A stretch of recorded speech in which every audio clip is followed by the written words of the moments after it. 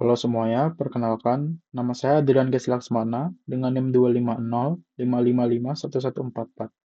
Jadi pada kesempatan kali ini, saya akan menjelaskan tentang struktur database di DDL.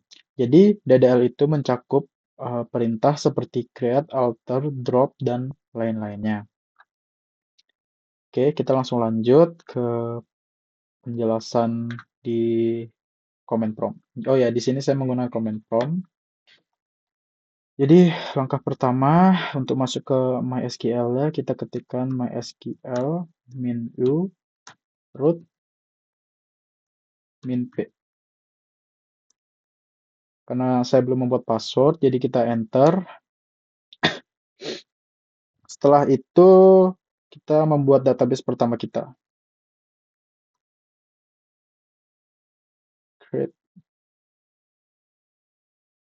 Create database. Saya menggunakan ini ya, teman-teman, menggunakan marketplace. Marketplace, oke. Oke, sudah bisa ya. Dan kita ketikkan command use db marketplace.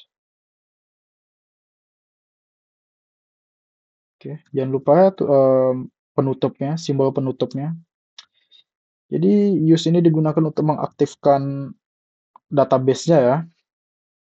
Setelah itu kita langsung membuat tabel dasar seperti ini, create table tb customer kurung buka. Ini penting ya teman-teman, karena kalau tidak ditulis bakal error. Itu id customer, kita gunakan int integer, koma. Setelah itu nama customer. Oke, kita gunakan varchar ya. Varchar kita gunakan 35 saja. Itu jaga-jaga. Oke, setelah itu enter.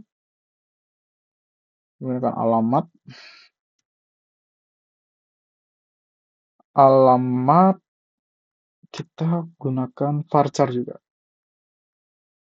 Karena alamat ini lumayan agak panjang biasanya alamat lengkap, kita gunakan 180 ya.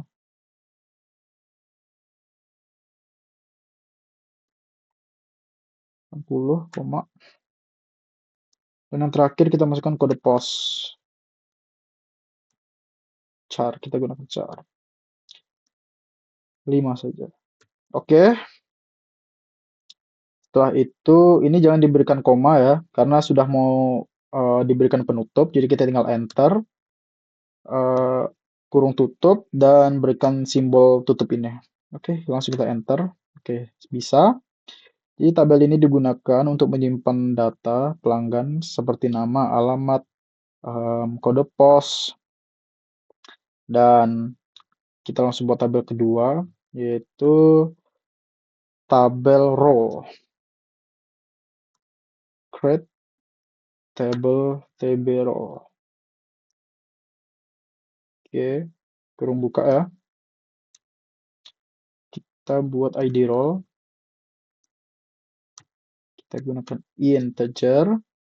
Habis itu kita langsung tulis primary key. Itu koma. Enter ya. Setelah itu nama row. Nama row kita tulis varchar aja. Char. Kita gunakan 40 saja deh. Oke, ini nggak usah di koma juga karena sudah mau ditutup. Kita langsung tutup dan berikan simbol. Oke, bisa ya. Setelah itu kita buat tabel ketiga. Create table tb staff. Untuk staff ya teman-teman. Oke, enter. id staff. id staff kita gunakan primary key juga, koma, em, ID role, kita gunakan integer juga, koma, setelah itu staff, ID salary, integer, koma, nama staff kita gunakan varchar 40, jaga, dan juga alamat ya, saya ingin menambahkan alamat, kita gunakan varchar juga 120. Oke, tidak usah di koma ya teman-teman, ingat, karena kita akan langsung tutup. Oke, bisa ya.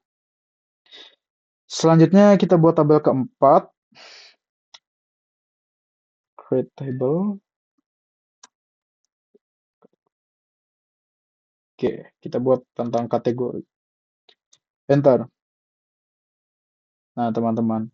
Jadi, cara memasukkan primary key itu ada dua cara ya, teman-teman. Yang pertama itu, tiga. Yang pertama, ini setahu saya, teman-teman. Yang pertama itu dipisah. Kalau tadi kan saya memasukkan primary key-nya itu digabung. Ini dipisah. ID kategori. Kita int aja. Enter. Nama kategori. Kita gunakan varchar 60 saja. Oke, ini kita koma. Karena kita akan menuliskan primary key di bawahnya. Primary key. Habis itu,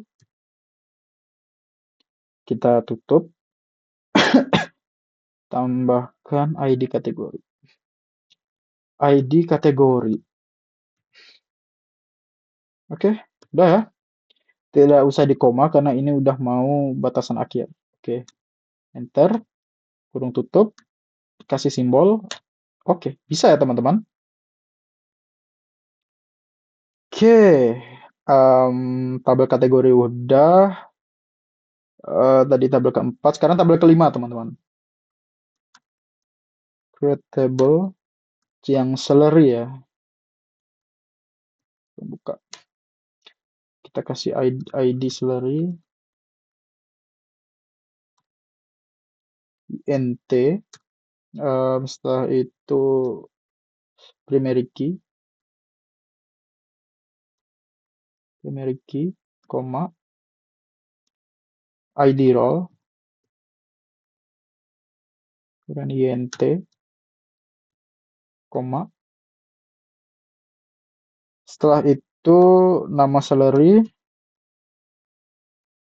Kita kasih varchar 55 ya. Oke, koma.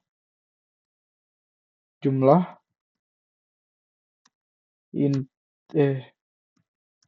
integer, koma.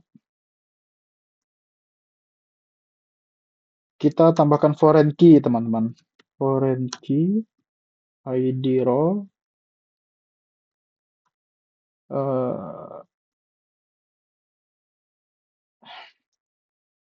reference, TB role, ID role. Oke, udah benar ya teman-teman. Pastikan jeli karena biasa orang tuh suka nggak fokus di bagian sini. Enter, dan setelah itu kita tutup dan simbol. Oke, bisa ya teman-teman? Setelah itu tabel ke-6, kita gunakan ini, foreign key dan constraint. Pertama, create table, tabel transaksi ya teman-teman. Kak, ID transaksi, INT, kita pakai INT, koma, ID staff, int not null. Not null ini berfungsi agar tidak kosong ya guys ya, wajib diisi. Ya syaratnya itu wajib diisi. Ntar saya jelaskan sedikit. Oke, not null. Ter product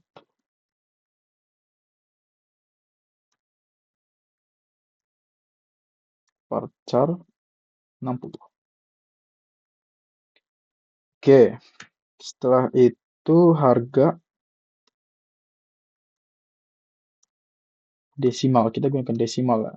Desimal. Dalam kurung 10,2. Sesuai sama harga ya teman-teman. Koma. Tanggal date time. Koma. Nah, setelah ini menambahkan foreign key. Foreign salah. Constraint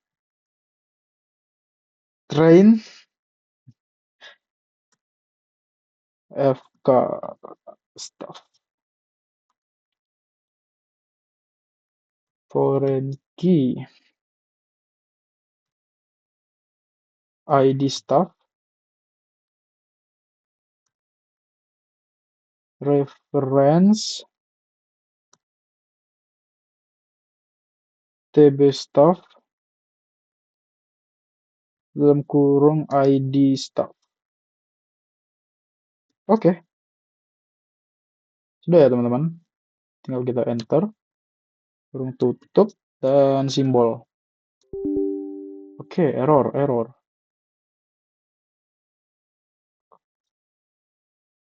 Oke, kita lihat di sini errornya di ini kelima.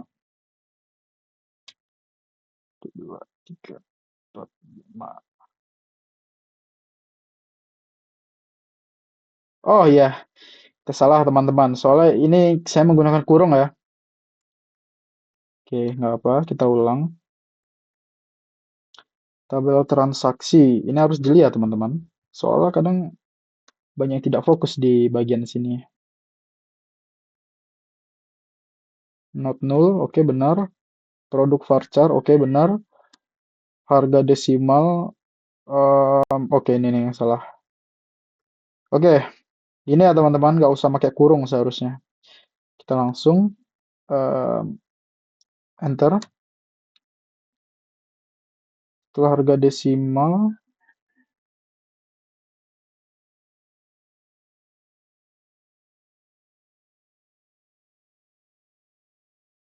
ini tanggal date time.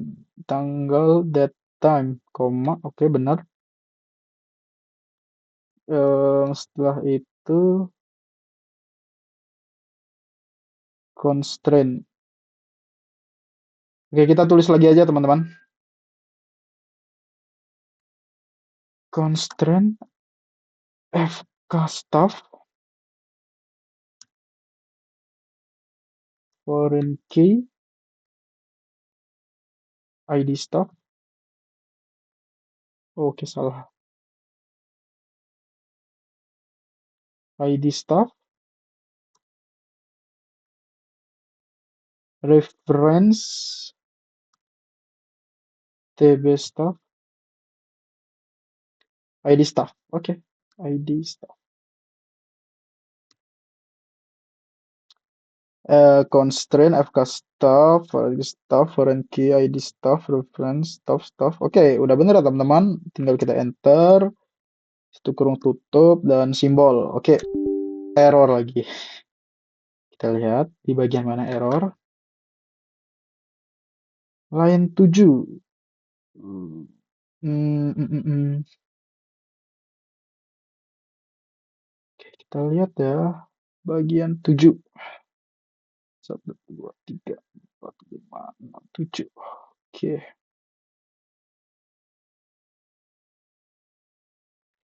Use near R. Reference. Reference.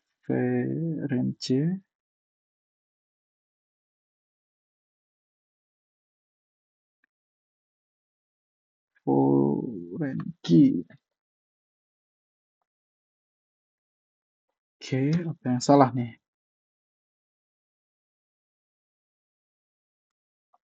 Get reference kata ya teman-teman.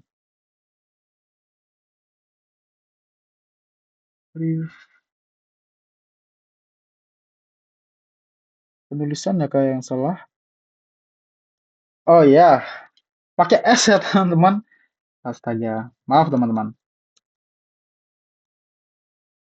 Oke, ini kita ulang lagi tidak apa ya. Kereta berarti transaksi, oke. Ini transaksi, ID staff, not null, produk varchar, oke. Agesimal, oke. That time, oke. Ini CES, benar tidak tulisannya kayak gini? Sebentar ya. References. Oke, benar. Sekarang tinggal kita tambahkan ini sama simbol. Oke, bisa ya teman-teman. Selanjutnya ini kita membuat tabel yang ke berapa ya? Ke 7. 7 7. Create table. Produk. Oke. ID produk. Integer. Habis itu kita tulis auto increment.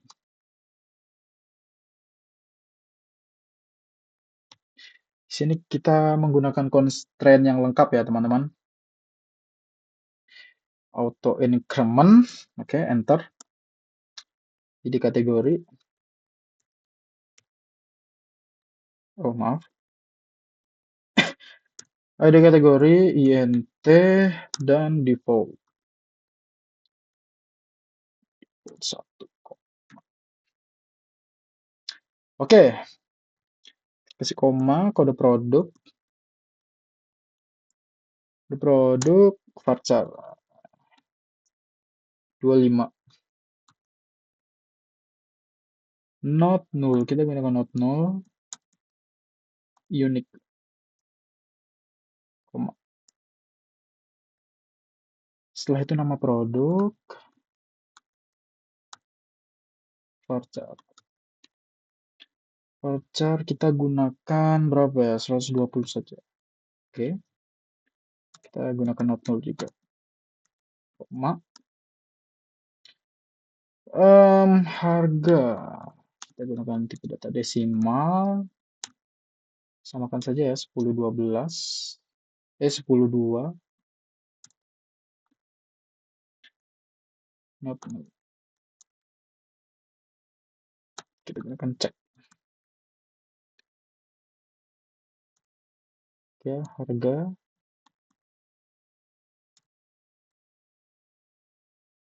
lebih besar 0.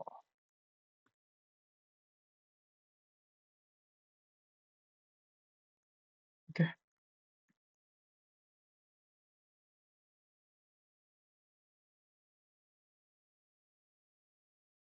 Oke ya. Oke. Setelah kita tulis stop. int not null. Default 0. Koma. Oke. Setelah itu kita ketikkan primary key-nya. Primary key. ID produk. ID produk. Oke, maaf.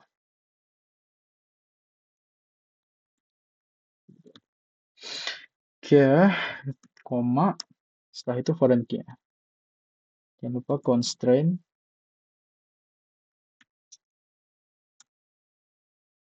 fk kategori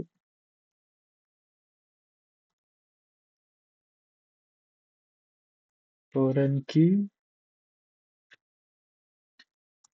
ID kategori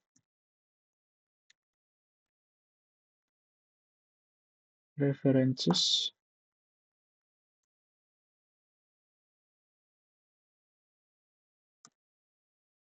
tb kategori Itu tambahkan ID kategori. Kurung tutup dan kita enter. Oke, setelah itu kita kurung tutup dan simbol. Bisa ya teman-teman. Oke, setelah itu kita lihat tabel. Show. Ini perintah untuk lihat tabel ya. Kita lihat, ya ada 7 ya teman-teman. Ada 7. Dan di sini kita lihat coba. DES.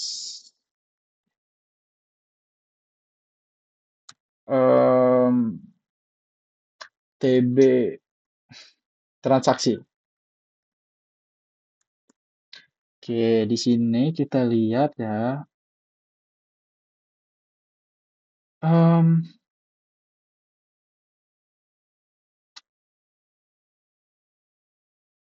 oke, jadi di ID transaksi ini belum ada primary key-nya. Dan coba kita lihat di produk.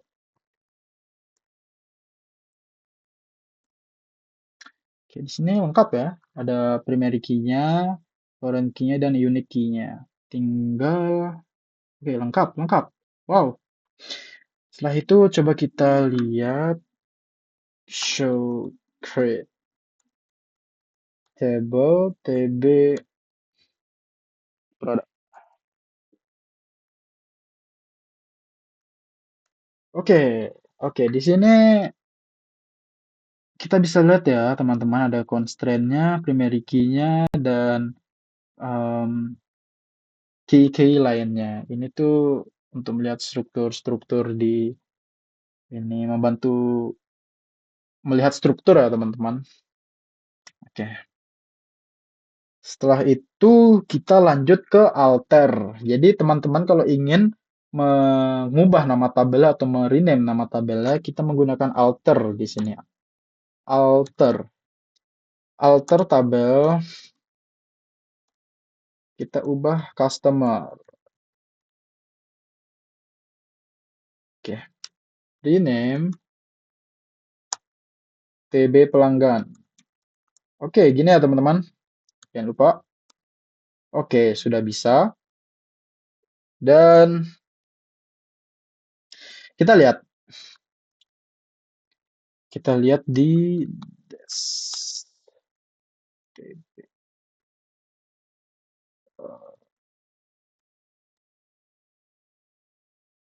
Oke, kita salah.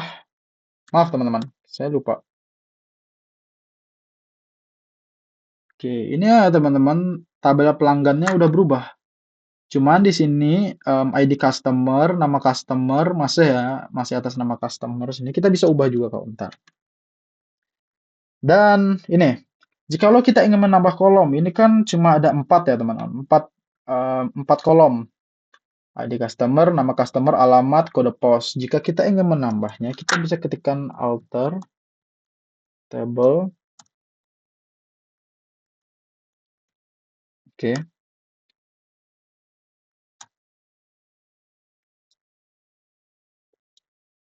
Nomor HP,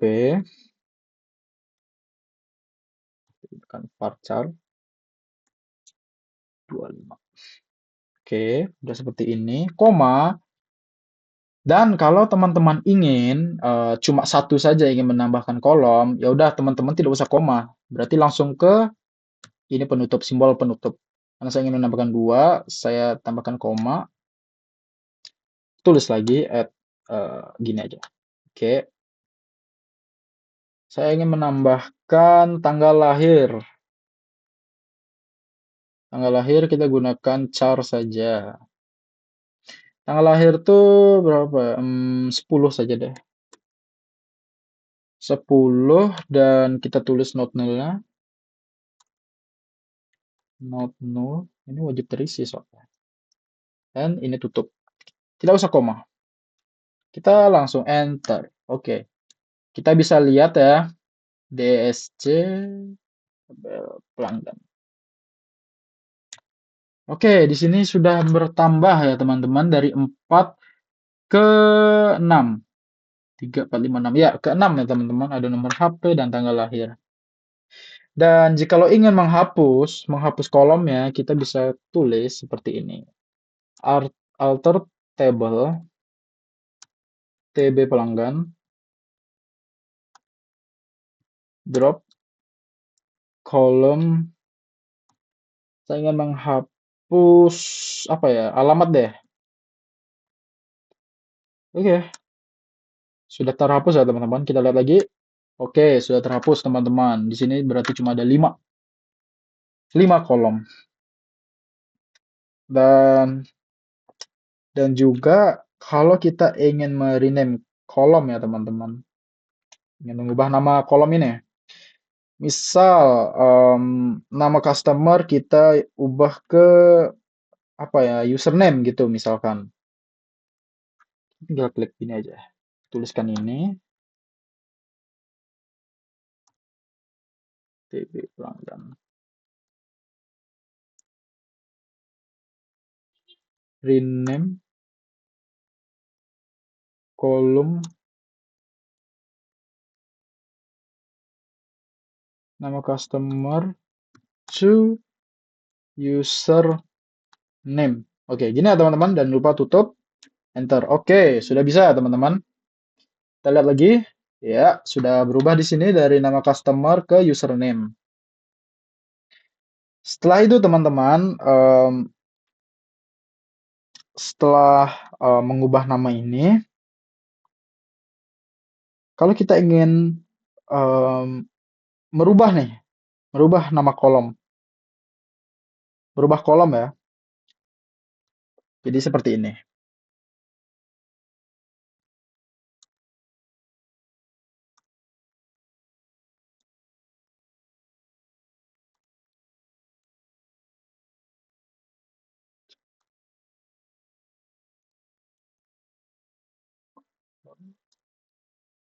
Username menjadi user login.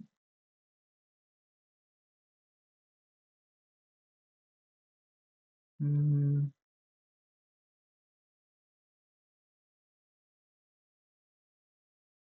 hmm, hmm, hmm, hmm. Sebentar teman-teman. Sepertinya saya salah ya. Salah kode.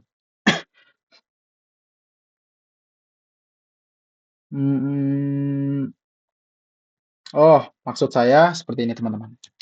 Jadi ini garis underscore ini bisa kita hilangkan dengan cara seperti ini. Tinggal kita ubah saja ya namanya. Sama sih sebenarnya teman-teman. Ini cuma tambahan saja. TB pelanggan, oke. Rename. Ini kita ubah username. Username menjadi username. Nah, gini ya teman-teman. Oke. Oke. Sekarang tinggal kita lihat.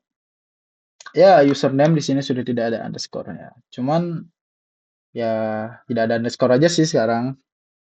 Oke, setelah itu kita bisa memodify, mengedit kolomnya ya.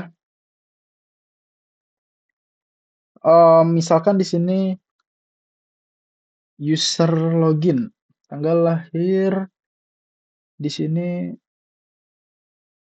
sini tipenya char. Kita bisa ubah ke date ya teman-teman.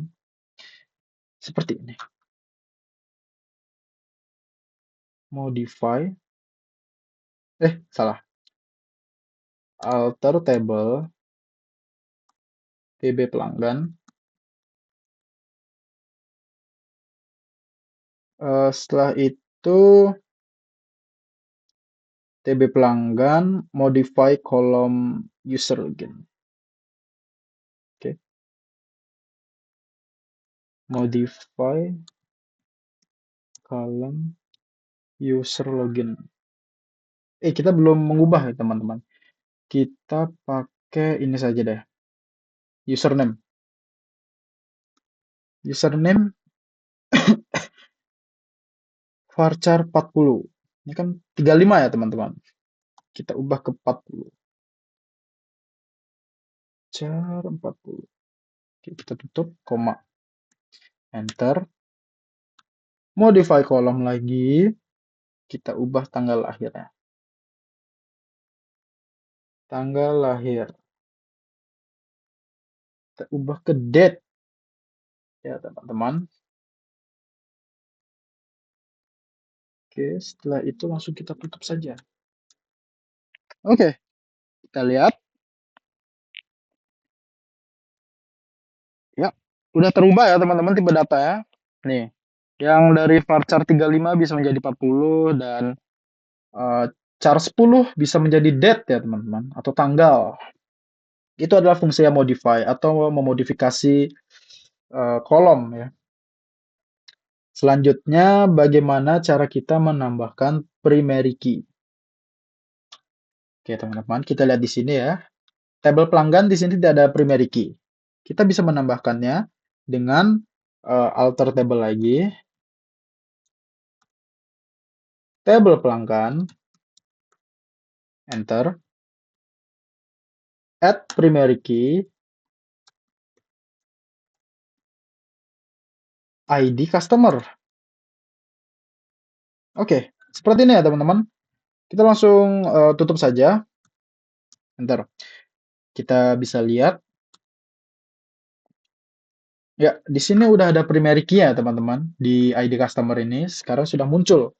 Karena fungsinya dari ini tuh untuk memunculkan primary key.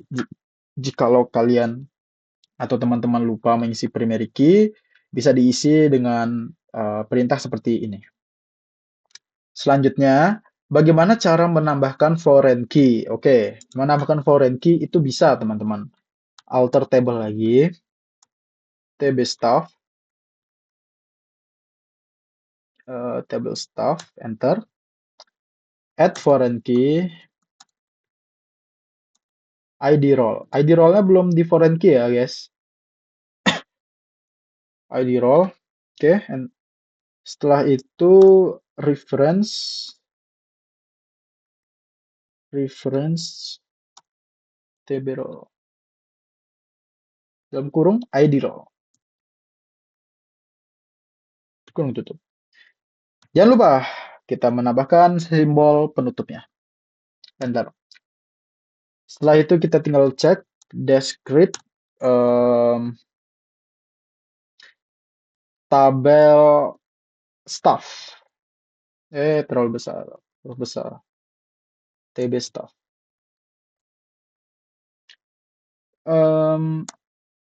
Oh, kita lupa. Maaf ya teman-teman. Oke.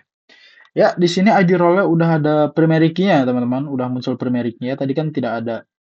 Kalau begitu juga dengan ID salary, kita tinggal menambahkan saja di sini alter. Ini kita ubah salary, salary, salary. Oke, kita lihat lagi. Ya, udah muncul dua foreign key ya, teman-teman. Udah lengkap kuncinya. Oke, setelah itu kita masuk ke bagian drop, teman-teman. Jadi drop ini tuh berfungsi untuk menghapus ya, teman-teman. Pengganti delete dia di DDL ini. Misal kita ingin drop table. Table apa ya kita mau drop ya? Drop. Kita show table dulu deh. Show tables. Enter. Oke. Ini kan ada 7 ya, teman-teman. Kita akan menghapus salah satunya. Mungkin kita akan menghapus salary-nya. Drop. Table. TB. Salary. Oke. Kita tinggal tutup. Enter.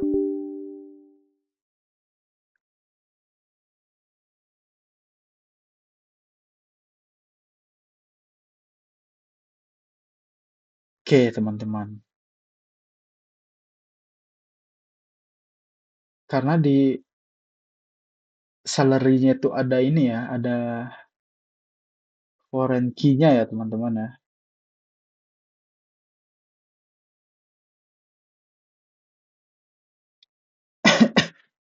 Jadi kita mungkin ubah saja ke yang lain. Jangan seleri. Kita hapus transaksi. Oke, sudah. Tinggal kita lihat lagi show table. Oke. Sisa lagi 6 ya teman-teman. Di sini em, tabel transaksinya sudah hilang dan sudah tidak ada lagi. Itu tidak bisa dikembalikan ya. Makanya drop ini tuh harus hati-hati teman-teman. Kalau kalian kurang fokus, bisa saja kalian mengetikkan drop ya. Itu bahaya teman-teman. Karena sudah capek-capek membuat database dan tabel gara-gara tidak fokus bisa hilang begitu saja ya.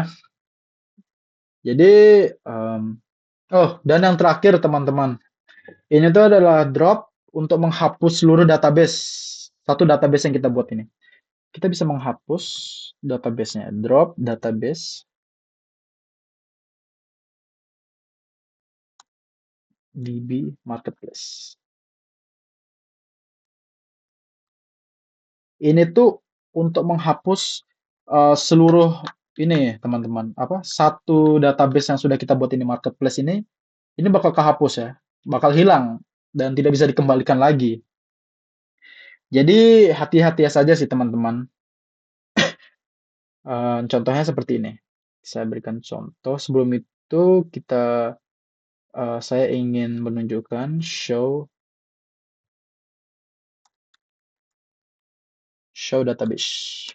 Oke. Di sini ada yang paling atas ini DB Marketplace ya teman-teman. Jadi kita bisa drop database DB database DB Marketplace. Seperti ini ya teman-teman. Kita akan hapus ya drop marketplace ini. Oke, sudah kehapus teman-teman. Jadi kita sudah tidak mengakses database ini lagi. Kita lihat, ya sudah tidak ada lagi ya teman-teman. Sudah DB database marketplace-nya sudah hilang karena sudah dihapus. Jadi sudah tidak ada lagi. Oke, mungkin sekian dari penjelasan saya mengenai DDL ini atau Data Definition Language ini. Mohon maaf jika ada kesalahan perkataan ataupun em, ucapan.